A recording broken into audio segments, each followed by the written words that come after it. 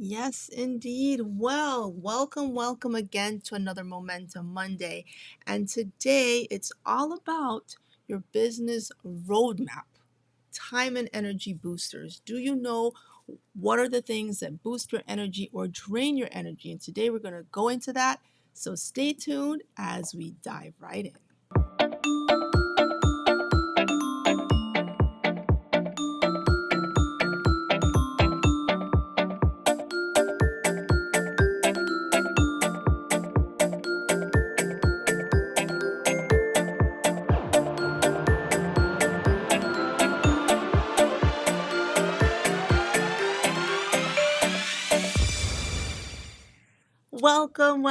Welcome to another Momentum Monday with me, Emily McHugh, your Supercharge coach and host for the Supercharge with Emily podcast. And as you can see, we have Mr. Fluffy making a welcome back appearance this week after his debut last week. And so Fluffy, as you probably remember, is the Pomeranian, my brother's dog, who came for a visit, and he was so cute and captivated the hearts of everyone that he had to come by and say hello and let you know how much he appreciated all the love you sent his way. And if you missed last week's episode about being persistent and the art of being persistent and lessons learned from Fluffy, I invite you to check that out because there was some really great insights. So today, going forward on this whole aspect of your business roadmap, what does it take for your entrepreneurial journey to really set off on the right foot? What are some of the tools? What are some of the things you need to think about? Well, today I want to keep it really simple because many times we make things really complicated when they don't have to be because we are overthinking it. And when you strip things back to the basics, you're able to really better maybe put things in perspective. So that's what we're going to look at today. So, with this discussion of your business roadmap is a big concept and there are different components of it. And the component today I'd like to put the spotlight on is, as I just mentioned, your time and energy and the things that boost your time and energies. That is what you want to really think about. What are those things that boost my time and energy, maximize the use of my time and energy, and conversely, the things that potentially drain my energy? So, recently, as a matter of fact, in a recent session of the Supercharge Club, members shared different things that drained their energy or different things that made them feel not as focused as they could. And a few of them are feeling behind, maybe in your work, having no end in sight, the shiny object syndromes, being distracted by things that are coming across your radar all the time. And then all of this helps you to lose focus and you don't know what you're focusing on and you're like searching for what should I be doing here and what should I be doing there. And what that does is it kind of sends us into this vortex, if you will, where all these things get sucked into and we kind of go round and round and round trying to figure out where we're going, what we're doing, and what's the purpose of everything. So it's really important to not allow our time and energy to be drained away, but sometimes we don't even realize exactly because we haven't taken the time to identify those things which drain our time and energy. And in order to accomplish anything, whether you're an entrepreneur or not, you have to have some time and you certainly have to have some energy. And energy, especially because if you don't have the wherewithal to execute what you want to do, then it just becomes, futile. Nothing is going to happen. So having the energy you need when you need it is so important. Like today, I had something specific I needed to do. I didn't feel like it, number one, and my energy level was low. And I'm like, okay, what is the optimum use of my time right now? Maybe a nap potentially, or maybe just resting or just slowing it down until you can build back up momentum and have the energy to really take on your tasks and take on your activities with more full force. So sometimes you just have to cut back. Sometimes you need to take a day off. That's a thought that a lot of entrepreneurs seem to not understand. You need to take some days off in order to recharge and refresh yourself. Because if you don't, you will always feel behind, not see an end in sight, easily lose focus, and certainly be distracted by whatever comes your way because you have not said, "This is my official time to stop." And that is, you deserve that time. I mean, I really want to put the highlight on that. Okay, so now how do we get out of this vortex and not go round and round and get any more dizzy than you probably are right now? Well, the first step I'd like you to do, let's start with this. Let's start here. I want you to kind of think about certain things which drain your energy and the things that boost your energy. So I made a little list here, and I encourage you to make your own list. But like a lot of times when people are frustrated, if you're working on a project and you can't quite get where you want to get, you're going to lose energy. That's a drainer.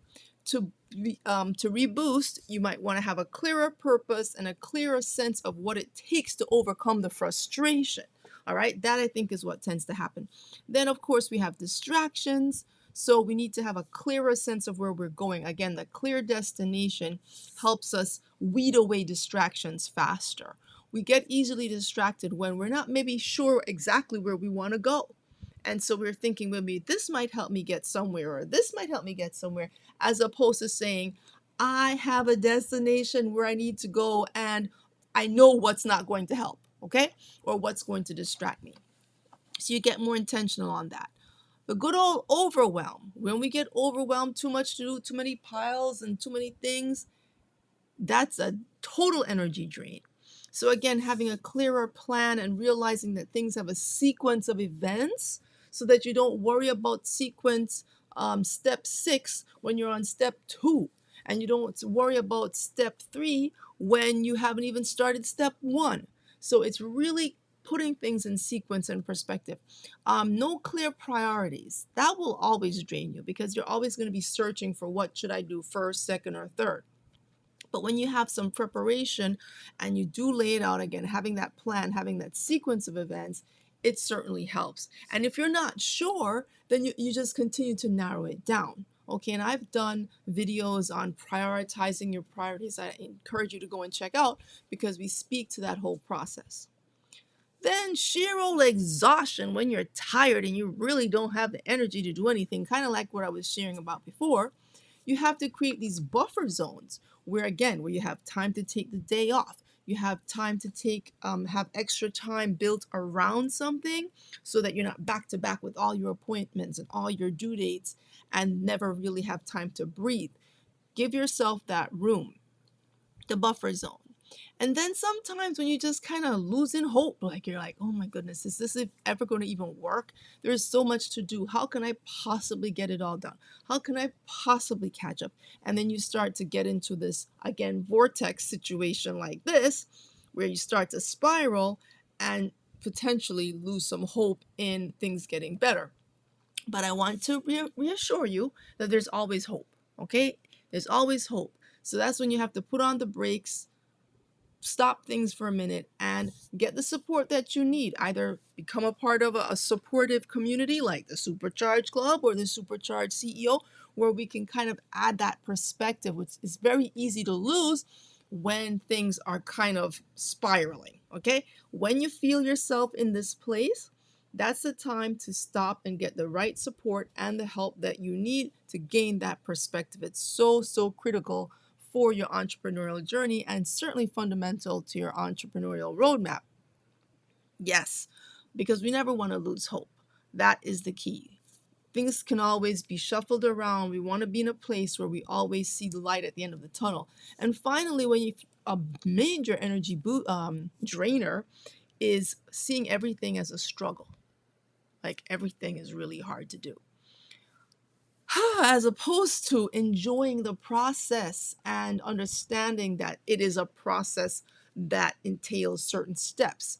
And what also happens often is that there's this snowball effect. And especially for startups or solopreneurs where everything is on you to do, it's like, you know, how is this all going to work? And again, it goes back to sequencing, prioritizing and breaking down and accepting the fact that it's not all going to happen at once, nor can it. Okay? Nor should you try to force it to happen at once, because that's not going to happen. And just really enjoy the concept of the process, that you're on a journey to fulfill your mission with this clear purpose, clear destination. And when you kind of reinforce that in your mind, it really boosts your energy and you become more effective in the use of your time. So I'll have two exercises that I'd like you to do. The first one is to make your own list. Make a list of things that drain your energy, people who drain your energy. I don't know, anything that comes along that makes your energy dip. And be very aware of this. And that's what the exercise is about. Then conversely, make a list of things that increase your energy. It could be a walk on the beach. It could be just a walk outside. Any meeting a friend, something that really lifts you up, a quiet time, maybe reading a book or something.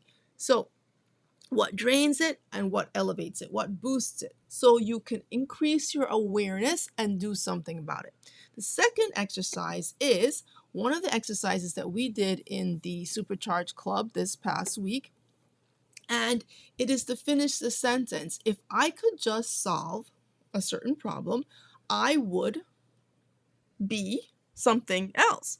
So if I could just solve, a problem I'm having with this technical issue that I have, I would feel more relaxed. I would feel more at ease. I'd feel more productive. So if you write a list, and I have 4 here, you could write more or less of whatever the top 3, let's say the top 4 things that if you could just solve them right now. And I want you to focus on your own business, not what someone else could do. Okay? So many times we project beyond ourselves, but I want us to focus on our own selves. Like, what is something I could solve for myself? Not so much, if I could hire this person, then they could help me do this. Okay, that would be great. But let's say that you're not able to hire that person right now. What can I do differently to make this better? Okay, so I want you to focus more on what you can potentially, and how you can address it yourself, within yourself, knowing that we would probably solve a lot of problems if we could hire a lot of people. So sometimes it's not just about hiring somebody, even though, yes, getting help is great, but before we hire people, we have to have a clear understanding of how we could actually go about dealing with it. I think that's a really important step, especially for the solopreneur to understand, because it's great to be able to delegate and so forth and outsource and everything. And that's a good thing to do at the right time. But if we do it prematurely, it can cause more problems, because why? You're spending more time explaining to somebody how to do something, wasting the very time that you don't have. Okay? Think about it. I just want you to stop and think about it for a minute, because we cannot always hire all our problems out. Yes, I do believe in delegation. I do believe there's a time and a place, but I also believe that it's important that we maximize our own efficiencies before we start at offloading them. All right. Some people may not agree with that perspective, but I'm talking from some hard won experience that is something you may want to consider. Increase and maximize your own efficiencies first. If you have done that, then and only then take it outside. Okay? Let me do something for that. Okay. That's called experience. Do with it as you will. So those are your 2 exercises. Write down your list, time and energy boosters, and number 2, complete the sentence. If I could just solve this problem, I would have this positive result. And then I want you to compare both of these tools as well, so that you can, or both of these exercises, to see if you see any similarities, to see if you see any patterns that could be coming up for you when you look at those 2 lists, because sometimes we may not fully see that one thing leads to the other and one thing connects to the other. Okay, so that's what I encourage you to do this week to help you boost your energy and be more aware of how you're spending your time, and also what affects there are on your energy from different things. And also, I just want to highlight behind me, you'll see these two books, you know, The Little Girl's Guide to Entrepreneurship, which is my book, Emily's book.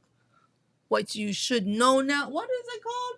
What I Know Now That I Sure Wish I Knew Then. And some of these experiences of what I'm telling you, that's what I share in my book. And the other book beside it is my dad's book, John McHugh. Daddy, yay! I mentioned it last week, and I'll continue to mention it because we're really promoting his book right now. It's called The Forgotten Reapers of World War II. Let me bring it a little closer. It's on pre-order on Amazon, but it's also available for sale now on bookshop.com, I think it is. And I also put up a link for it. The Forgotten Reapers of World War II, Gallant Jamaicans Help Defeat the Axis Powers by John L. McHugh. And it's a very gripping story. I am reading the book myself, and it is indeed a page turner. I think it could become a movie. Anyone interested in World War II or anything about Caribbean history, Jamaican history, or American history in general, world history, will find this book extremely enlightening and insightful. And it's not just because it's my dad, even though, of course, it's because it's my dad. But yes, it is a well thought out book based on his memoirs and his diaries that he wrote during the whole process of the war. So it's called Supporting, yes, and Energizing with History. Okay, so I hope to see you next time, guys. Please make sure to like, comment and subscribe. Drop me a comment down below, letting me know if, you know, what boosts your energy, what reduces it. Let me know how you finish that sentence. I'd love to get your feedback and keep the conversation going. Until the next time, you stay supercharged. Okay, let's go to the right slide. I think this is it.